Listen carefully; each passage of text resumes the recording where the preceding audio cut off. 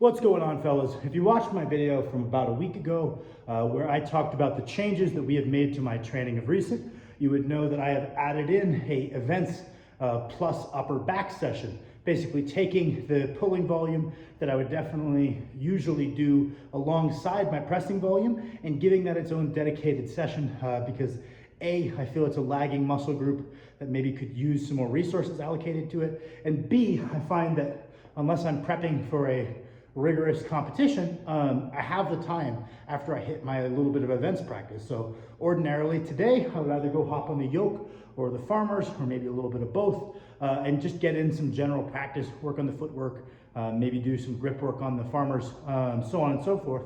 But we're taking it easy today because normally where I would rest tomorrow, I'm going to have to be taking my heavy benching tomorrow because Max is going to be competing on Saturday. So I'm moving my rest day to there, taking that press day that I would hit then and hitting it tomorrow. So leaving a little in the tank. So no events, primarily just focusing on my upper back. And I thought it might be an interesting video to explain to you guys how I'm laying out my upper back workouts right now. If you guys have followed the channel for a little bit, you'll probably know that I find exercise ordering really clever. I find it very interesting, and you can look through a lot of the smarter bodybuilders out there have some pretty fun exercise ordering things that can maybe help you get a lot more out of some back exercises where normally we might find our biceps are a limiting factor in a motion, but if we reorder our workout so our lats are pre-exhausted, maybe the lats are more likely to be the limiting factors, so on and so forth. So I watched some of those videos for some inspiration.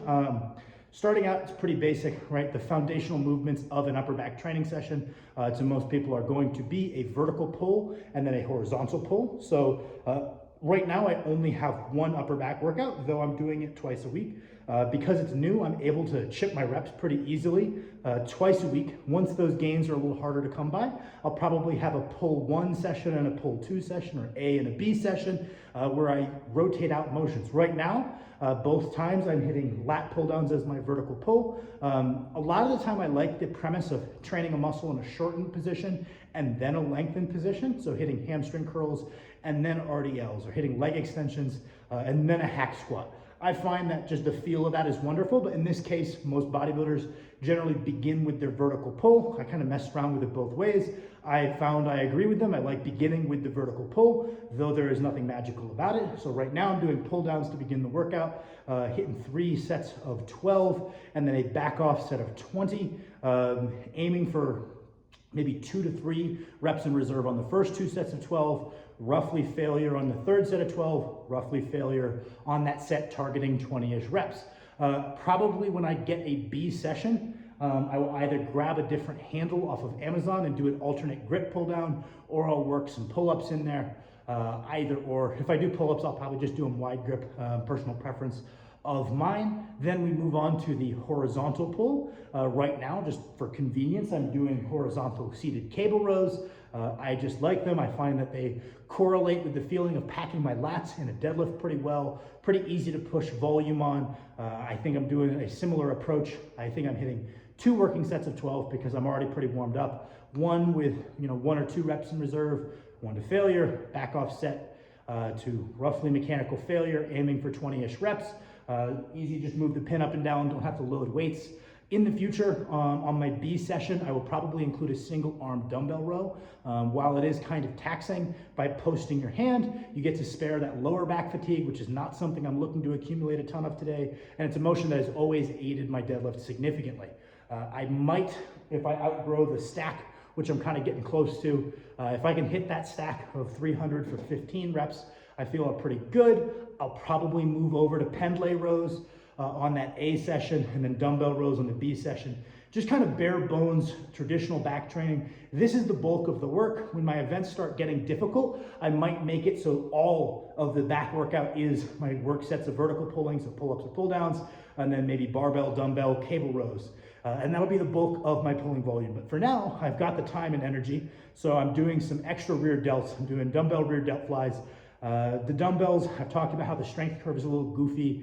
It's kind of hard to make the rear delt necessarily the limiting factor, but because this is a holistic upper back workout, that is a-okay with me. I think I'm aiming for 1 working set of 20 and then 1 working set of 12, something like that. I post my head on an incline bench so I can standardize my torso angle. Kind of the same as lying on an incline bench. I just prefer the feel of it.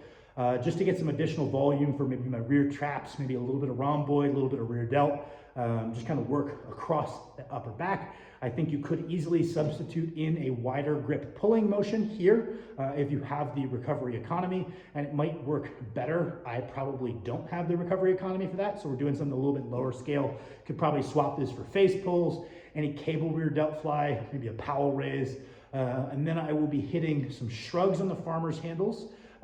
No straps, so this is predominantly for grip, but also for the upper traps.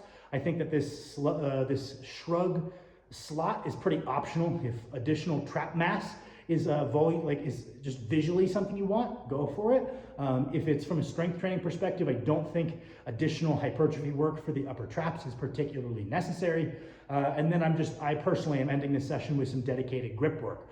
So what I will be doing is on A session, static holds on the farmers, and on B session, the sideways Ed Cohen rack hold, which has always been a phenomenal grip exercise as far as I'm concerned, and then some wrist extensions just to even it out after all that training of this side of the forearm. We're gonna train this side of the forearm a little bit. So that's kind of how totally forgot, doing some preacher curls, just a general pull day. May as well include a little bit of curling, work the elbow flexors. Nothing magical about that, but that's the workout. I thought it might be interesting to share with you guys. Thank you for watching.